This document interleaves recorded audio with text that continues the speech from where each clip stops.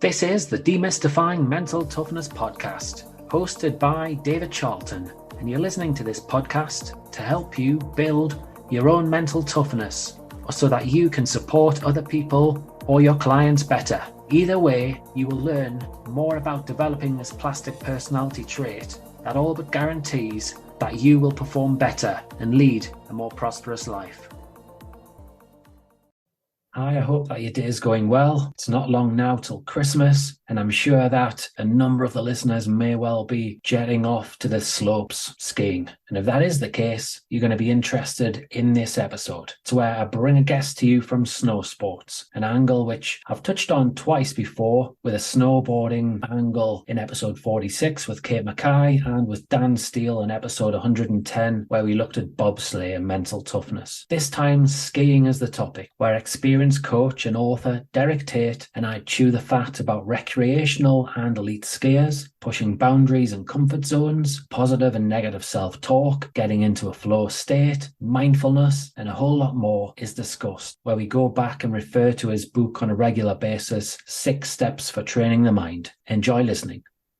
Hi, Derek. It's lovely to meet you. Would you be able to just share with the listeners a little bit about your background, your passion for snow sports, and then you can talk about mental skills training as well? Yeah, absolutely. Well, first of all, thanks, David, for having me on the podcast here. It's nice to meet you and get this opportunity to chat. So yeah, my background, well, I'm originally from Ireland, from Dublin, and I started skiing when I was 17 years old, which is quite late to start a sport that then becomes your career. But I started when I was in school. Just loved the sport, so I started practicing at the local artificial slope in Dublin 6-7 days a week, and I started something I like to get right into it and practice hard. And when I came out of school, I just had no idea what I wanted to do, so I got the opportunity to go and work in Scotland and trained as a ski instructor there, working in the Cairngorm Mountains, and spent 3 seasons training and working there, and started to work through the British Association of Snow Sports Instructors qualification pathway. Went on to the Alps, did a further 3 years, and after that 6 years I finally got the top level qualification in that system. From there, I then wondered what I'd do next. So I went back to Edinburgh, where I went to do a postgraduate diploma in sports coaching. That was my first sort of lead into more formal psychology, I suppose, sports psychology. There was a chap, one of the lecturers there, Dr. Richard Cox, who I believe is not the same Richard Cox as one in America as well. He did the psychology section.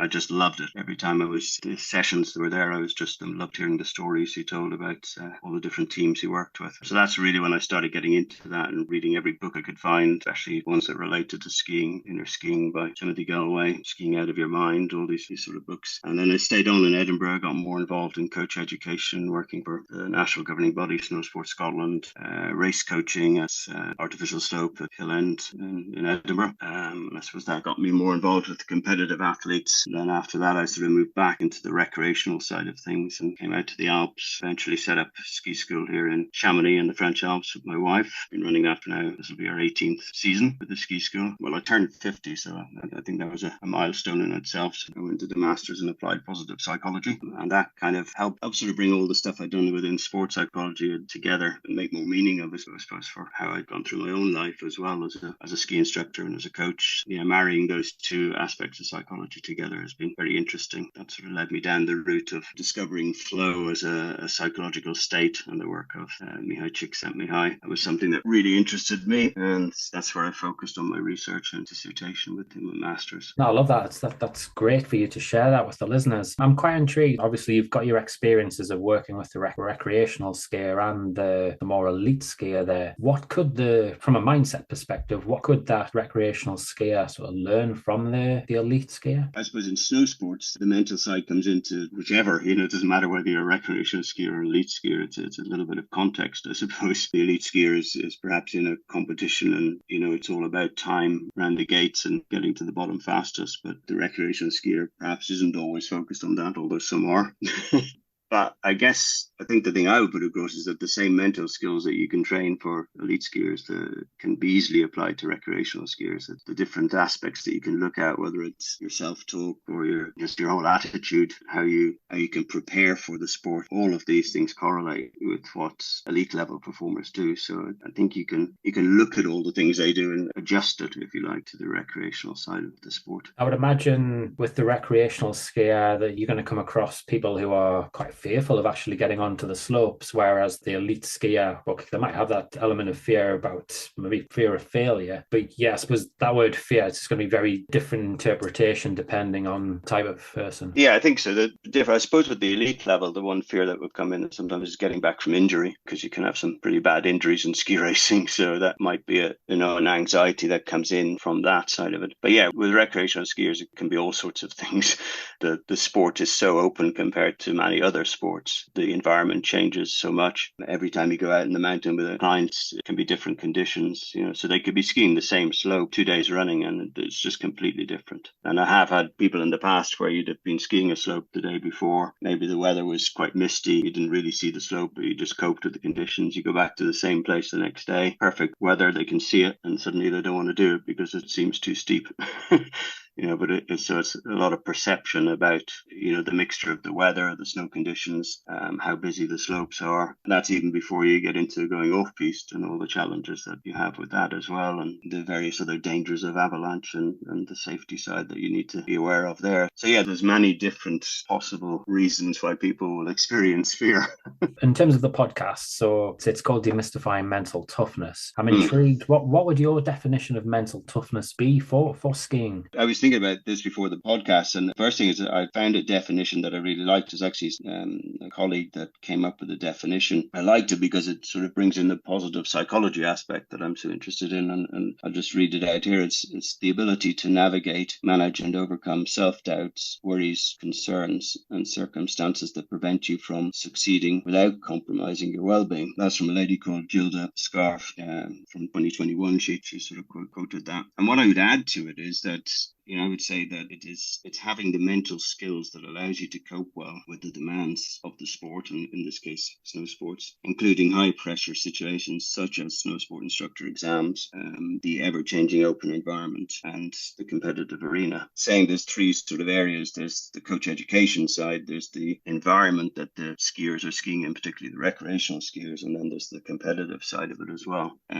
But it's having the mental skills that, which I sort of firmly believe you can train. So if you train those mental skills in the same way as you train physical skills or technique, then, you can be better prepared and therefore have greater mental toughness when you need it. So yeah, that would be. Yeah, no, I'm similar really. For me, I suppose shortening it, it's all about dealing with pressure and challenges. And as you say, integrating mental skills in to be able to help people in that way. And your book there, 6 Steps to Training the Mind there, right? Let's have a look. So step 1 is about attitude, isn't it? Do you want to just share again with the listeners a bit about how you integrate that and how you develop it? Well, I suppose the idea behind the book was to give people some, just clear steps that they could take, especially for people who aren't psychologists or, so it could be just the athletes themselves, the recreational skiers, their coaches, that were sort of easy to understand steps that they could integrate and put into their practice. So each of the steps has different activities that the person can do and try and improve that particular skill. And I think attitude is an interesting one because sometimes I think we feel some of these things are very fixed and people have an attitude and that's the way they are. But that's something I believe you can definitely change. So the likes of the activities for attitude would be control your mental diet. Well, as we know in this day and age, if you keep putting in bad stuff, then it's not going to really help your attitude. So if you actually think about what's going into your mind, it's quite helpful, and try and manage that a bit more carefully. So that would be the first sort of thing, which I call mindful companions. And I suppose it links to what we say is who you spend time with affects your attitude as well. But it's the same thing in skiing, and this came from working particularly with ski instructors, in the exam environment where you could end up riding the lift all the time with other people who you're actually on the exam with, and you end up getting stuck with the people who are really negative, so they kind of pull you down. So the idea of mindful companions is simply that you choose a bit more carefully who you ride the lift with, so that you actually get better conversation going in between performances that you have to do. And the same thing then for the recreational point, if you actually think about try and go up the lift with people that you enjoy being with and that aren't going to actually just talk about the fear and the negativity side of it all. So that's certainly one. And then to improve your attitude, the third one is just get outside your comfort zone.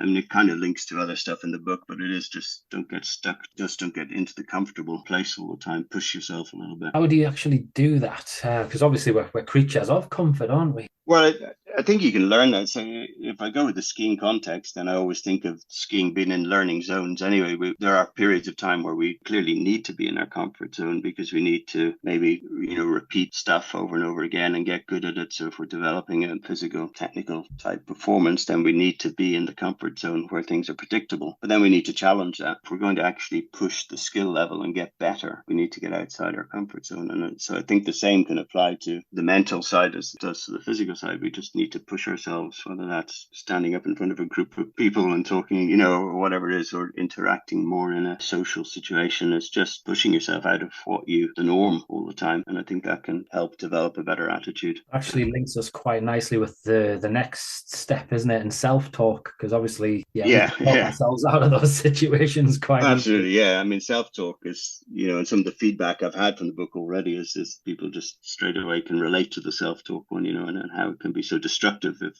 your conversation with yourself is bad. I mean, they always say that people are much harsher on themselves than they are to their friends and colleagues, possibly with the exception of social media, where people seem to be very harsh anyway because they're actually face to face with somebody. We tend to be so negative towards ourselves. So just becoming aware of that, what you're saying to yourself and what that conversation is really important. And then trying to look at how you can change that. What are the different types of self-talk that you can get involved in? So I've broken it down into different things like instructional self-talk, motivational self-talk, and then just being, I suppose, bringing a touch of realism to it as well. So I think this comes from the sort of positive psychology side. When positive psychology first came on the scene around 2000, it became a sort of subfield of psychology. It was kind of hijacked, I suppose, a little bit by the sort of American side of things and just being super happy, positive all the time, and sort of the realism kind of went out of things. So I think it's important that our self-talk is positive but realistic. So we're not just telling ourselves we're wonderful if it's not based on anything. You've actually got to have some skills there and have done some work to be positive about. So yeah, I think that's an important aspect for me, is that the self-talk is definitely balanced with realism. You talked about the self-awareness piece there, about actually making yourself more aware of your self-talk. How can people actually do that? Well, I think it is just trying to notice your thoughts a little bit more. I suppose it can kind of link into the next section, which brings in mindfulness as well, because in the whole mindfulness area, you're a lot more aware of what your thought processes are. So it does link into that. While these steps are set out in an order, I think you can jump around them very easily and they overlap. So it's not a case of you have to go through them from 1 to 6. So I think that's quite important, is you can move around the steps and they obviously overlap as well. But yeah, you just have to catch yourself, with what you're saying to yourself. In the skiing situation, you go out in the hill and you have a sort of a bad run or something, you can very easily get into a downward spiral of negative thoughts, and suddenly what started out as a good day and deteriorate into quite a poor day. But I don't think it's easy. It's definitely not. No. Clearly, again, there's some exercises there that you can create things like a self-statement card and have positive statements that you use, which seem quite false, I suppose, at first. That's certainly something you can work on. I don't know, it's not an easy one. We're going back 10 minutes or so into the recording when you mentioned about putting things into your mind. Essentially, the self-talk is a form of putting something in your mind as well, isn't it? If it's negative. Yeah, for sure. So yeah, if you're more aware of that, you follow through with some of these exercises you've got in the book, you make some notes, then it just brings it more to your conscious mind. Absolutely. By going down, you're obviously trying to stay in the moment as well when you're doing the activity. And so much of the book is about that, is staying present, moment focused on what you're doing.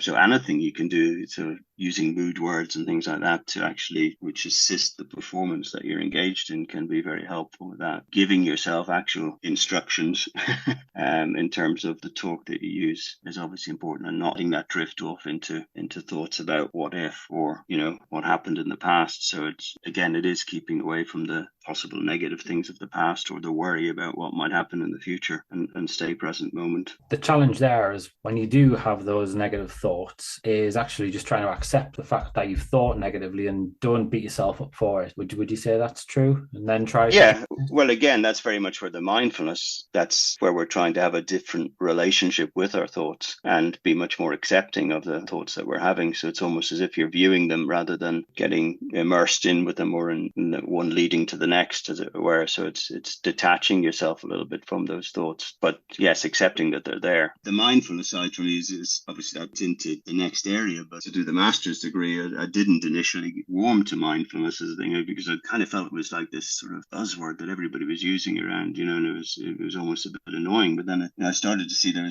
was a real relationship between mindfulness and flow state, which is the area that obviously interested me particularly.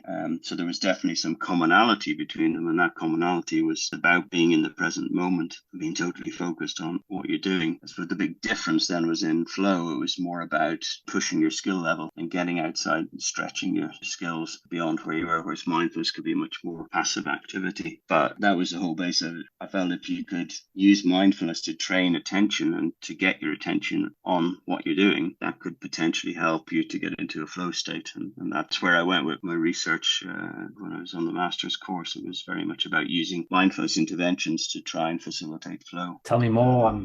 I want to know more about this research piece. Well, so I came up with basically an intervention which was, not surprisingly, designed around ski lift riding time, because it was a time I felt it could be an incredibly negative time, or it could be just a wasted time, and both for the client and for the instructor who's working with people. Because yes, you could use the ski lift riding time to just chat and be more social with your clients, but it could also be a time where the person or even the athlete is spending that time on the lift worrying about the next run, next performance, and get caught up in a lot of negative thought processes. So it's, trying to say, well, what could we actually do while we're on the lift to facilitate a more mindful approach? I had a set of activities that were more meditative based. So they would suit if you're riding the lift with people you didn't know, you're keeping your own company, or you're on the lift by yourself, as is the case sometimes. You could use these meditative activities. So they would focus around breathing, just things like breathing anchor, where the breathing is happening. But it could also focus on just things like the environment that you're in. So what noises you're hearing around you. I had one called Gratitude Ride, which was just appreciation of where you actually are, because we're generally in a pretty amazing place when we're skiing. So there was 5 different meditative ski lift riding activities. And then I also had mindful communication activities that you could use when you're actually interacting with somebody else. Those communication ones were just much more conscious about the type of content your conversation had, that it was more positive, that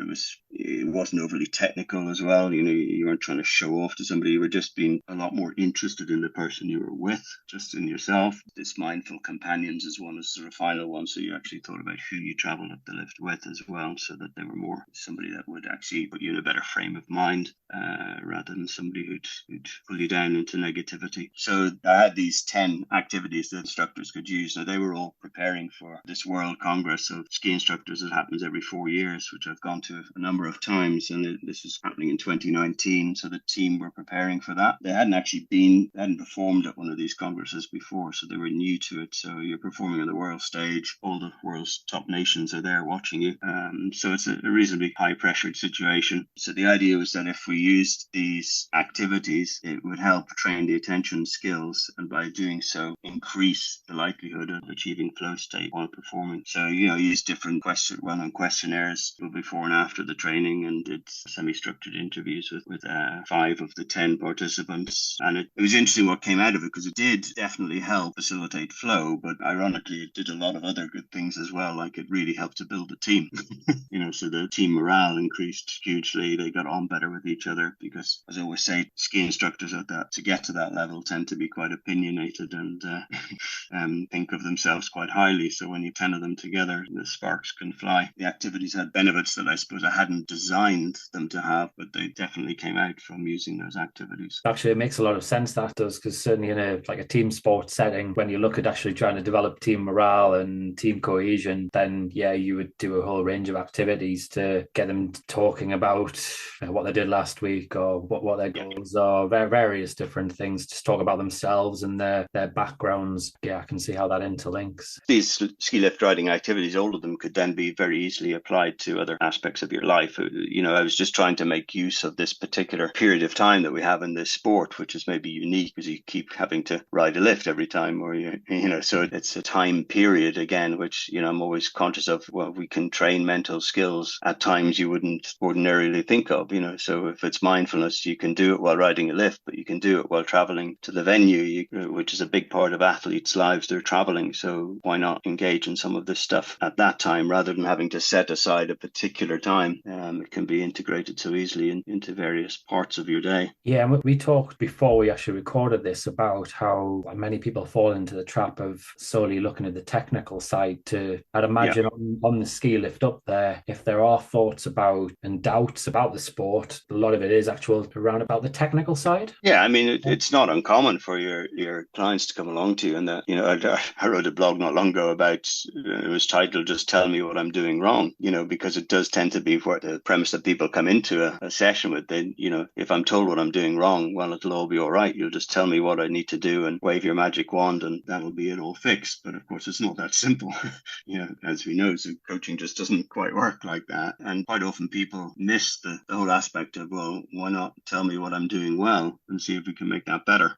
Yeah. So we can actually build on some strengths that you have rather than just focusing on the negative side. Yeah. As you say, that negative side is very much focused on the technical. And, I guess from a coaching point of view, focusing on the technical is easy because it's more quantifiable. You can just look at it. You can make a judgment on it very easily as an expert and tell people what you see. But that, as we know, can have a negative impact on the person if they don't know how to deal with that information. And maybe they don't need that information anyway, so it's so you could focus on other aspects, a lot of research has shown if you focus more on the outcome of what you're trying to achieve rather than the inputs of how to do it, it has a better result. That also fits with this whole idea of flow state, because if you can get your attention focused more outward on what you're doing and less inward when you're actually performing, then you've got more chance of actually getting into flow. You're seeing what you need to achieve and dealing with it rather than how you're going to achieve it. Yeah, that makes a lot of sense. I play golf and I work with quite a few golfers, and you can see similarities there where the golfer wouldn't think about how they spend time between shots at all, and beforehand the time they take, or if they did, it would be solely just technical, over analytical thinking. So on that ski lift journey, I can imagine, it would be paralysis by analysis, if you like, as they go up. And the mind can just become so busy and full. Yeah, it's very hard to perform then,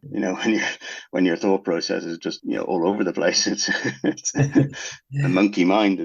But yes, it's trying to free that up and just simplify it a little bit, or distract it completely and take it away from the technical completely. So even a more tactical focus can help, because you're maybe looking at the terrain you're skiing and reading the terrain. So again, you've taken your attention to a more external focus rather than that internal focus. I think that's an important one, but it's a challenging one even to get across to instructors themselves, because there's so much themselves in the mindset that it has to be technical. Quite often the way they've been trained as well, and we tend to then, the way we've been taught, we start to use that to teach others. And it's hard to break out of that. Yeah, as you say, if you've done that all your life and you're taught that, you read about it, you consume it on the internet, then it's a tough one to sell. I would agree. Yeah, exactly. Very beneficial at the same time. Yeah, so definitely. In terms of the conversation we've had, are you able to give 3 nice little takeaways there for the listeners? Yeah, I think the first one I'd say simply just for people to remember that mental skills are trainable, just like physical skills. That's the most important one, if you like. And in the same way as we can maintain our physical fitness, we can maintain mental fitness.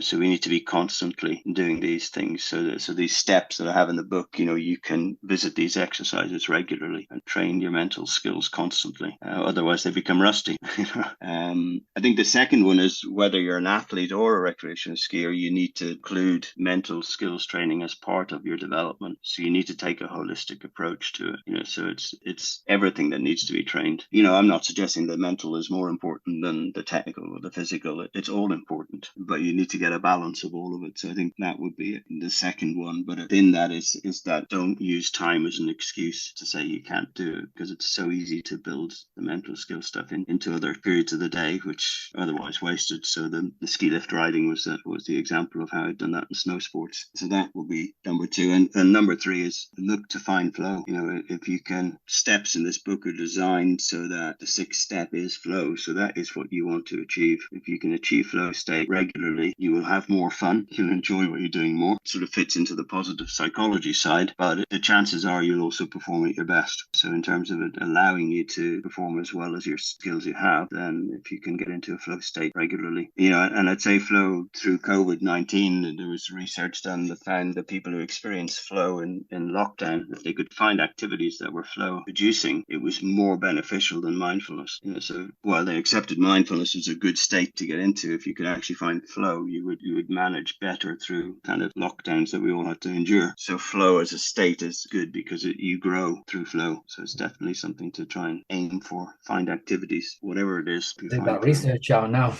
I want to know more about that. Yeah, it was a lady called Kate Sweeney actually who did that research, and it was done on Chinese population, not surprising, because they were kind of one of the first to go into lockdown. Can't remember the exact name of it. Yeah, no, I'm definitely going to have a look at that one.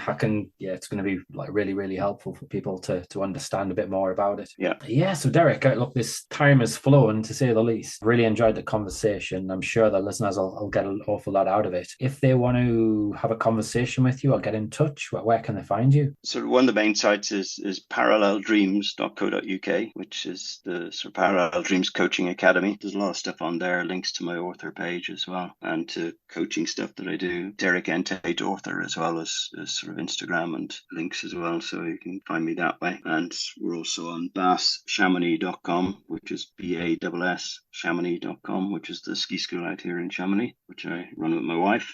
So if there's any skiers out there who want to come and do some skiing, then find us there. So yeah, any of those links will find me. Excellent. All of those details will go in the show notes. And yeah, a big thank you for your time today. No, thank you for having me. It's great. Really enjoyed it. Likewise. It was great to chat with Derek there and pick his brains. Certainly, my experience with skiing and snow sports isn't vast, I've got to admit that. I have been skiing before on a number of occasions, and what's really sprung out for me is that word fear. And then again, having this conversation with Derek and again, Kate and Dan in previous episodes, fear is a big word that springs to mind for me. And fear is everywhere, isn't it? When you're coming down a slope at a crazy speed, or when you're doing the ski jump, for argument's sake. It's a sport very, very similar to motorsport, I suppose, where if you're on a motorbike or driving a Formula One car, you're at top speed and there's a lot of danger around you. Yet when you look at fear in football, in rugby, in golf, in cricket, sports like that, again, it is very evident, but just in a different way. And that is one of the great things about training the mind and using sports psychology services. We can help you in a number of different ways to alleviate fear, to reduce the fear. I'm not going to say to get rid of the fear altogether, but you can certainly manage it an awful lot better by working with the conscious mind, by doing different exercises and activities, or with the subconscious, where we might look at visualization or a form of sports hypnosis. That can be very, very beneficial.